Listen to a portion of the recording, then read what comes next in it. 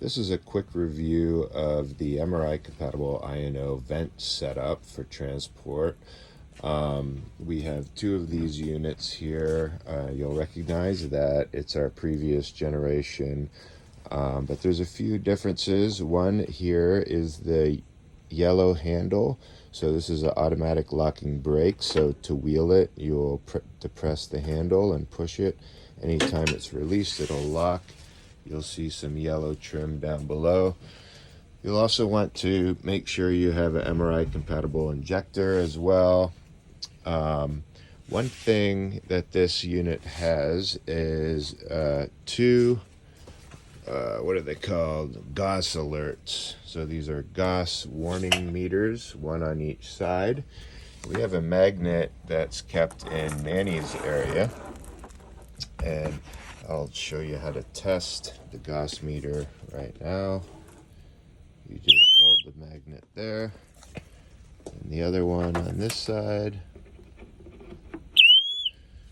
Okay, test is complete. So this happens once a month by Manny, and you can also test it before your transport. This is kept in Manny's office, and it's very important to have it put back in the box because we don't want the magnet to end up on the equipment that enters the MRI machine, because obviously that would be a safety issue.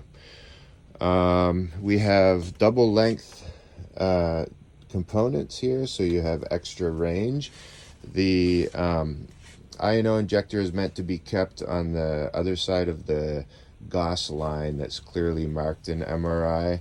It can be in the room, but just has to be kept at a distance behind the GAUS line. And if there's any questions about that, you can ask your MRI tech that will be helping you on the day of the transport. There's also a tether clip in behind. If you see that right here, there will be a tether on the wall in MRI for you to clip the machine into. Now onto the vent, P neutron. A lot of you are familiar with this already. Has two modes, one for IMV and then one for CPAP.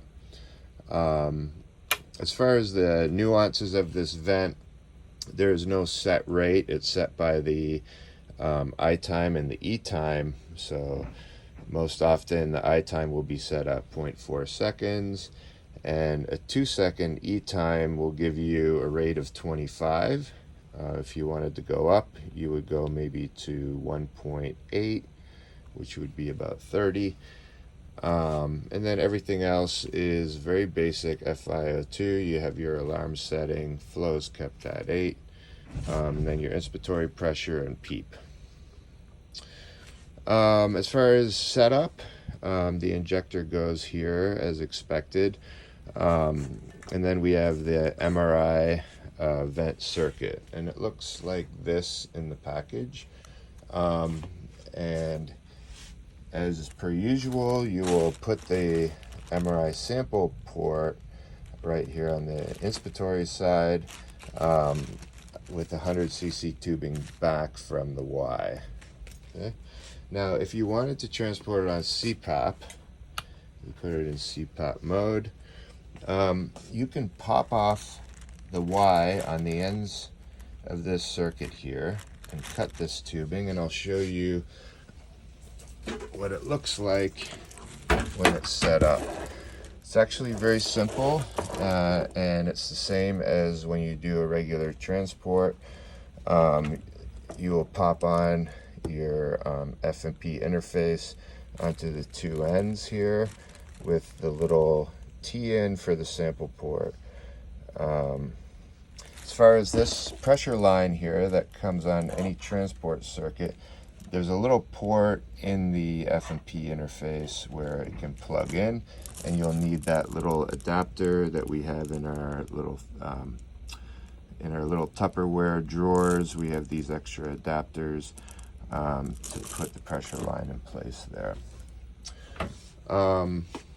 Yeah, so this is fully configured so that you can set the patient up on this equipment prior to transport with the assistance of other RTs that can kind of help cross monitor, help you set up, and then we can pull this equipment over to MRI and be ready to go.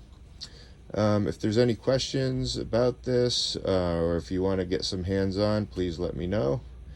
And thank you for watching.